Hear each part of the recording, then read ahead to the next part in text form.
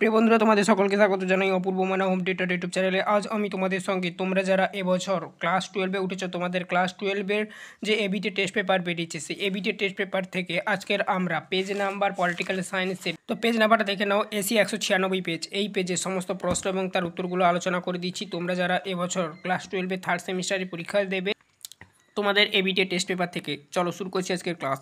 চ্যানেলে নতুন থাকলে সাবস্ক্রাইব করে নিও, বেল আইকন অপশানে সেভ রাখো। এর আগের ক্লাসগুলো যারা না দেখেছো অবশ্যই দেখে নেবে, প্লে লিস্টের মধ্যে পেয়ে যাবে। প্লে লিস্ট লিঙ্ক এই ভিডিও ডেসক্রিপশনে দেওয়া রয়েছে।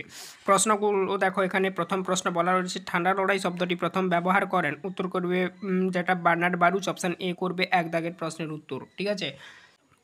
2 দাগের প্রশ্ন দেখো, বলা রয়েছে ঠান্ডা যুদ্ধের সঙ্গে জড়িয়ে থাকা বক্তৃতাটি হলো। উত্তর করবে যেটা অপশান সি, যেটা হবে ফলটন বক্তৃতা। তারপর দেখো 3 বলা রয়েছে, দেমেরুবাদের সঙ্গে পুঁজিবাদী শিবিরের নেতৃত্ব ছিল। উত্তর করবে মার্কিন যুক্তরাষ্ট্র, নেতৃত্বে ছিল মার্কিন যুক্তরাষ্ট্র। উত্তর করবে অপশান ডি 3 দাগে। 4 দাগে দেখো, দ্বিমেরু রাজনীতি হলো সংঘাত ও নিরন্তর সংকট সৃষ্টির রাজনীতি উক্তিটি করেন। উত্তর করবে যেটা বোগার্টভ, অপশান সি করবে।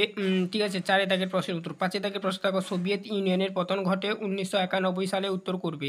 6 দাগে দেখো, এক মেরু কেন্দ্রিক বিশ্বের প্রধান দেশ হলো। উত্তর করবে অপশান এ আমেরিকা। 7 দাগের প্রশ্ন দেখো, বাদুং সম্মেলন অনুষ্ঠিত হয়েছিল। উত্তর করবে যেটা 1995 সালে। তারপর দেখো 8 দাগের প্রশ্ন, জোট নিরপেক্ষ ধারণা জন্ম হয়। উত্তর করবে যেটা অপশান ডি ভারতে। তারপর দেখো 9 দাগের প্রশ্ন, 1945 খ্রিস্টাব্দে দেশটি সদস্য নিয়ে সম্মিলিত জাতিপুঞ্জে যাত্রা শুরু হয় 50টি। তারপরে দেখো নেক্সট বলা রয়েছে 10 দাগে মহাসচিবের কার্যালয়ের মেয়াদ। উত্তর করবে 5 বছর।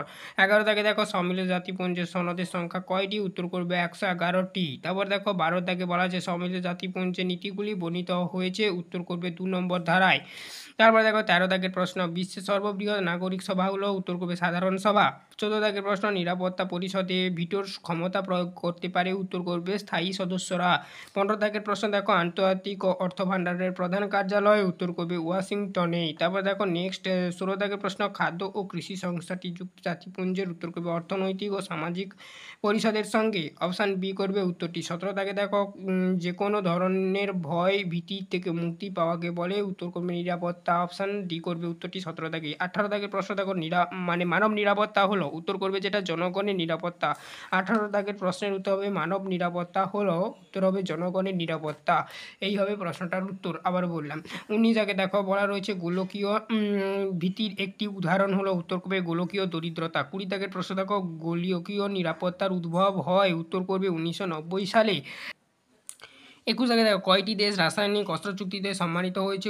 উত্তর করবে 191টি দেশ। উত্তর হবে অপশান বি 22 দাগে দেখো, অসামরিক জনগণের বিরুদ্ধে রাজনৈতিক হিংসা কার্যকলাপ হলো। উত্তর করবে সন্ত্রাসবাদ। বিশ্ব পরিবেশ দিবস পালিত হয়। উত্তর করবে 5ই জুন। তারপরে দেখো নেক্সট বলা রয়েছে 24 দাগে, 1947 সালে 14 থেকে 15ই আগস্ট 2টি রাষ্ট্রের সৃষ্টি হয়েছিল। এই এবার একটি হলো ভারতবর্ষ, আর হচ্ছে অন্যটি কি, সেটা হবে যেটা পাকিস্তান। ঠিক আছে, 1947 সালে 2টো রাষ্ট্রের সৃষ্টি হয়েছিল। তারপরে দেখো 25 দাগের প্রশ্ন, ভারত বিভাজনের একটি ফলশ্রুতি। উত্তর করবে শরণার্থী সমস্যা। তারপরে দেখো নেক্সট 26 দাগের প্রশ্ন, জম্মু ও কাশ্মীরের ভারতভুক্তি হয়েছিল 1947 সালে। উত্তর করবে এটা। 27 দাগের প্রশ্ন দেখো, রাজ্য পুনর্গঠন আয়োগ গঠিত হয়। উত্তর করবে 1953 সালে। 28 দাগের প্রশ্ন দেখো, 27-এর পর রাজ্য পুনর্গঠনের আয়োগ যার ভিত্তিতে রাজ্য গঠনের সুপারিশ করেছিল সেটি হলো। উত্তর করবে ভাষার ভিত্তিতে। 29 দাগের প্রশ্ন, ড্যাশ রাজনৈতিক ব্যবস্থা বর্তমান। উত্তর করবে 29 দাগের প্রশ্ন, ভারতের ড্যাশ রাজনৈতিক ব্যবস্থা বর্তমান। উত্তর করবে যেটা, সেটা হচ্ছে বহুদলীয়। অপশান হবে উত্তর 29 দাগে। 30 দাগে দেখো, নেতাজি সুভাষচন্দ্র বসু আদর্শে গঠিত রাজনৈতিক দলটি হলো। উত্তর করবে ফরওয়ার্ড ব্লক। Option C. 31 দাগে দেখো কি বলা রয়েছে, পাঞ্জাবের অকালীয় দল হলো একটি উত্তর করবে আঞ্চলিক দল। তারপরে দেখো নেক্সট হচ্ছে 32 দাগের প্রশ্ন, ভারতীয় কোনো সংগঠনকে রাজনৈতিক দল হিসাবে স্বীকৃত দিতে পারে, উত্তর করবে যেটা নির্বাচন কমিশন। অপশান ডি হবে উত্তর। 33 দাগের প্রশ্ন দেখো, একদলীয় ব্যবস্থা প্রচলিত, উত্তর করবে চীনে এখন একতন্ত্র যেটাকে বলা হয়। 34 দাগে দেখো, ভারতের পররাষ্ট্রনীতির একটি মূল বৈশিষ্ট্য হলো, উত্তর করবে যেটা পঞ্চশীল নীতির অনুসরণ। তারপর দেখো 35 দাগের প্রশ্ন, পররাষ্ট্রনীতির ক্ষেত্রে ভারতের একটি অভ্যন্তরীণ নির্ধারক হলো, উত্তর করবে যেটা ভৌগোলিক অবস্থান। অপশান বি করবে। 35 দাগের প্রশ্নের উত্তর ভৌগোলিক অবস্থান হবে। 36 দাগে দেখো, ভারতের পরমাণু নীতির মূল কথা হলো, উত্তর করবে no first strike. No first strike, ঠিক আছে। তারপরে দেখো নেক্সট, পরবর্তীতে এসো, জোট নিরপেক্ষতা হলো স্বাধীনভাবে কাজ করার নীতি, উক্তিটি করেন, উত্তর করবে নেহেরু। অপশান সি করবে 37 দাগে। 38 দাগে দেখো, 123 চুক্তি স্বাক্ষরিত হয়েছে, উত্তর করবে 2007 সালে।